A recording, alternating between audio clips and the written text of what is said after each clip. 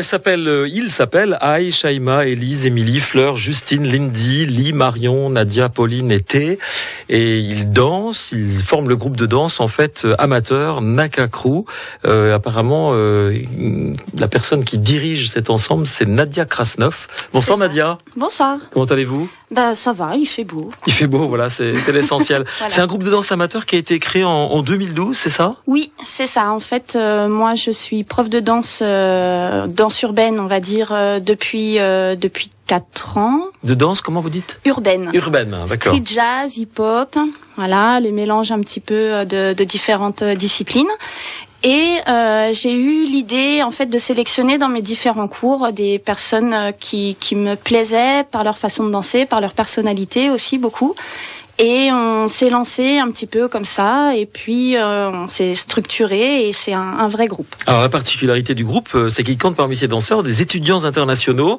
Il y a un Thaïlandais, il y a une Japonaise, il y a une danseuse vietnamienne par exemple. Oui. Exactement, on a aussi eu un danseur taïwanais, on a eu une polonaise.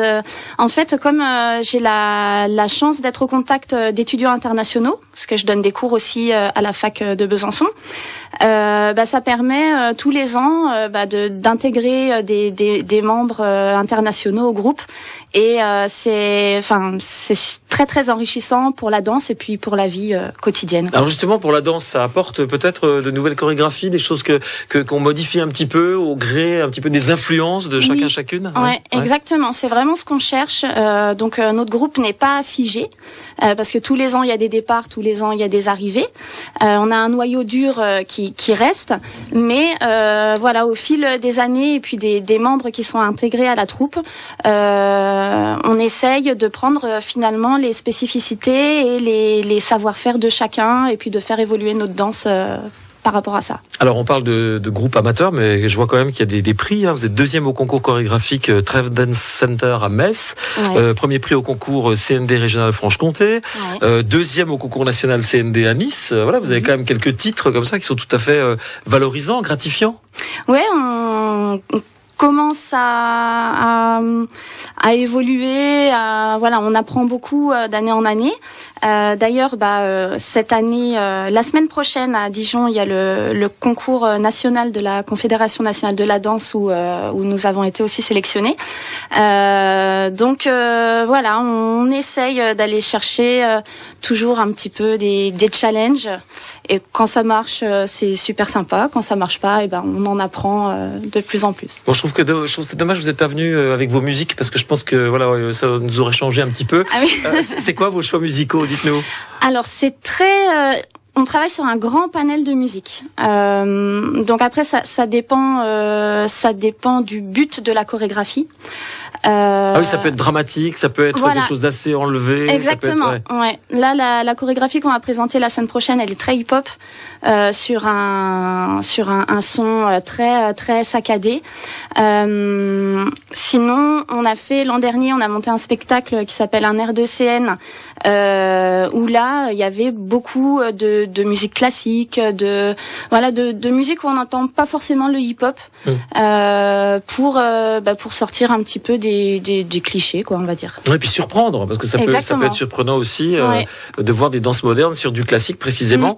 Alors je vois que parmi les prochains objectifs, il y a présenté votre nouvelle création pour le concours national de la Confédération nationale de la danse. Ça aura lieu à Dijon au mois de mai prochain. Oui. Pauline, bonsoir. Bonsoir. Vous êtes prête pour ce rendez-vous, par exemple, là, à Dijon ? On se prépare depuis un petit moment déjà. On a eu la chance de passer déjà l'étape des sélections régionales.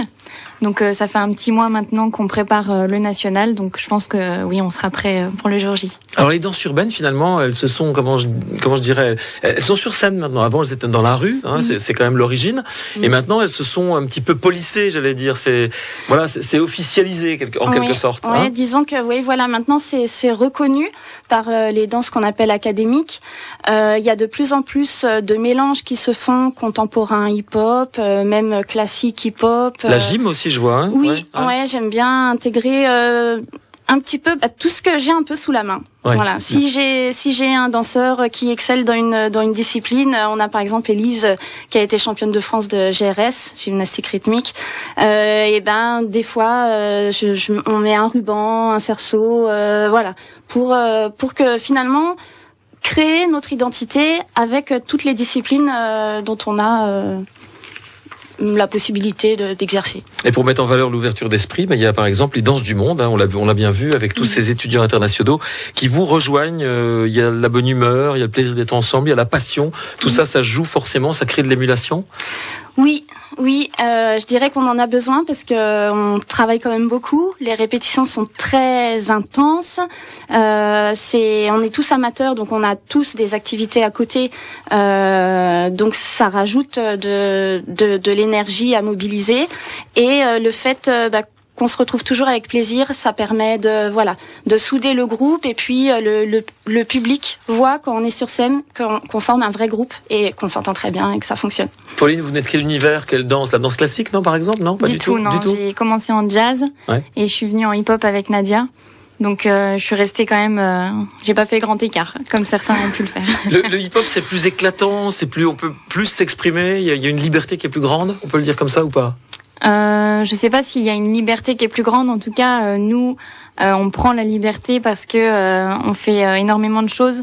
Cette année, on a présenté une chorégraphie en notre style qui racontait vraiment une histoire. Et grâce à Nadia et à ses chorégraphies, ses spectacles, on montre que finalement, on peut raconter quelque chose, même en dansant du hip-hop. Je vous souhaite bonne chance, en tout cas, le 7 mai prochain, vous serez à Dijon pour la finale nationale du concours CND. CND, ça veut dire? Confédération nationale de la danse. D'accord, on vous souhaite bonne chance. Et puis, quand est-ce qu'on pourra vous voir à Besançon, par exemple? Est-ce qu'il y a déjà une date qui se dessine ou pas? Nadia, Pauline? Besançon, Plus non. cette année, je pense pas. Ouais, pas cette année, mais on espère rééditer notre spectacle, un air de CN, en décembre prochain. Eh ben, vous refaites signe, ici à France Bleu, on en parlera. Voilà, Nadia Krasnov, donc, pour la compagnie, la troupe Naka Crew, avec Pauline, qui est danseuse au sein de cette troupe. Merci beaucoup. Merci. Merci à vous. Et bonne chance le 7 mai à Dijon. Au revoir. Au revoir.